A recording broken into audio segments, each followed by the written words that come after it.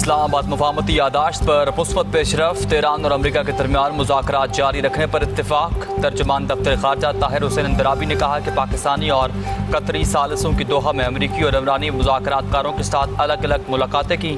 ترجمان کے مطابق اگلی ملاقات سابق ایرانی سپریم لیڈر آیت اللہ خامنائی کی تدفین کی رسومات کے موقع پر ہوں گی۔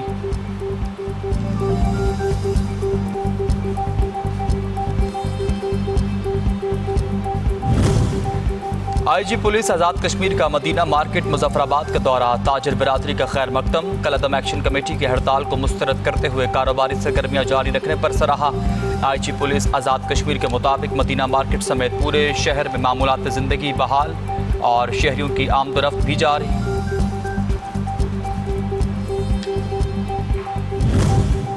اسرائیلی بربریت پر خاموشی اور جنگ بندی کے بعد ایران کے معاملے پر مفاد پرستی، بھارتی منافقانہ خارجہ پالیسی آیا۔ اسرائیل کے ایران پر حملے سے 2 روز قبل مودی نے اسرائیل کا دورہ کیا اور جنگ کے دوران ایران کے معاملے پر مکمل خاموشی اختیار کی۔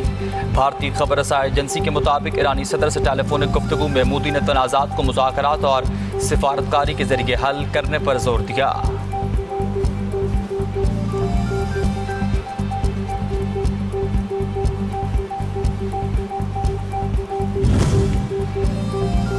بھارتی جنزی تحریک کاکروچ جنتا پارٹی میں تیزی، مودی حکومت کی الٹی گنتی شروع۔ مودی کی ناقص معاشی پالیسیوں نے بھارتی نوجوانوں کی امیدیں توڑ کر ملک کو بغاوت کی جانب دھکیل دیا۔ بھارتی نوجوان طلباء کے خون پر سیاست کرنے والے مودی کا عبرتناک انجام شروع ہو چکا۔ مودی کے ظلم کے خلاف شروع ہونے والی تحریک ایک ناقابل شکست جنگ بن چکی۔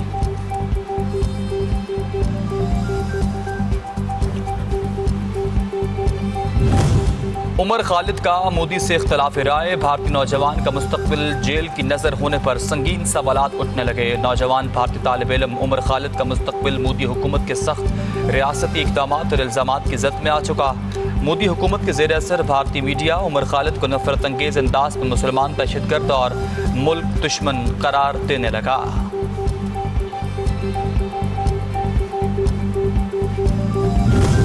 افغان طالبان رجیم کی جابرانہ پالیسیوں اور برسلز کے دورے کے خلاف برازیل میں احتجاجی مظاہرہ۔ افغان مہاجرین، مقامی شہریوں اور بین الاقوامی انسانی حقوق کی تنظیموں کے نمائندگان کی بڑی تعداد میں شرکت۔ مظاہرین نے ہاتھوں میں پلے کارڈز اور بینرز اٹھا کر افغان خواتین کی آزادی، تعلیم اور روزگار کے حق میں آواز بلند کی۔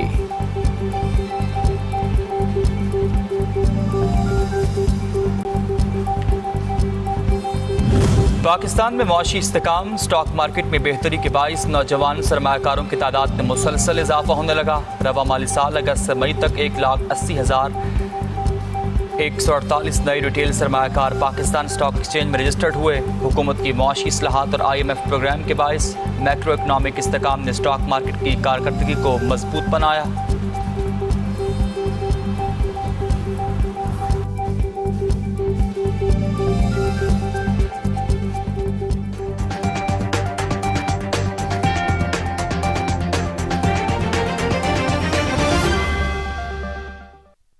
وزیر اعلیٰ سندھ مراد علی شاہ کی کراچی میں بجلی کی طویل لوڈ شیڈنگ کی شدید مذمت، وفاق سے گلے شکوے۔ تقریب سے خطاب کے بعد میڈیا سے گفتگو میں کہا کہ ایک طرف 18 گھنٹے کی لوڈ شیڈنگ ہو رہی ہے، دوسری جانب وفاق سندھ کو بجلی گھر بنانے نہیں دے رہا۔ غیر اعلانیہ اور طویل لوڈ شیڈنگ نہیں ہونی چاہیے۔ 18ویں ترمیم کے تحت صوبوں کے پاس اختیارات ہیں۔ 12 سے 18 گھنٹے لوڈ شیڈنگ ہے، اس لیے کہ اور ایک طرف 12 سے 18 گھنٹے لوڈ شیڈنگ ہے، دوسری طرف وفاق میں بجلی گھر سولر پہ اور ونڈ پہ لگانے نہیں دیتا۔ تو یہ ڈیلیما مجھے سمجھ نہیں آتا کہ کیا ہے اور کب یہ ختم ہوگا۔ جہاں پہ بلدیاتی نظام سرے سے نہیں ہے وہ بڑے ریزولوشنز بھی پاس کر رہے ہیں اور پتہ نہیں کیا سے کیا کہہ رہے ہیں۔ ایون اسلام آباد میں نہیں ہے، آپ کو پتہ ہے بلدیاتی نظام، اور سندھ میں بلدیاتی نظام ہے یا اس میں بہتریاں چاہیے، اس کبھی ہم نے انکار نہیں کیا اور ہم ہمیشہ زیادہ امپاور کرنے کی بات کرتے ہیں۔ لیکن جو لوگ بات کرتے ہیں پہلے اپنے علاقوں میں، اپنے صوبوں میں، اپنے ریجنز میں، چاہے وہ منیمم، یا ہم تو ایک اور بھی بات کرتے ہیں جو پروپوزڈ بلدیاتی نظام کسی اور صوبے کا ہے۔ خیبر پختونخوا کے مختلف علاقوں میں بارش کے بعد شدید گرمی کی شدت میں نمایاں کمی آ گئی ہے اور موسم خوشگوار ہو گیا ہے۔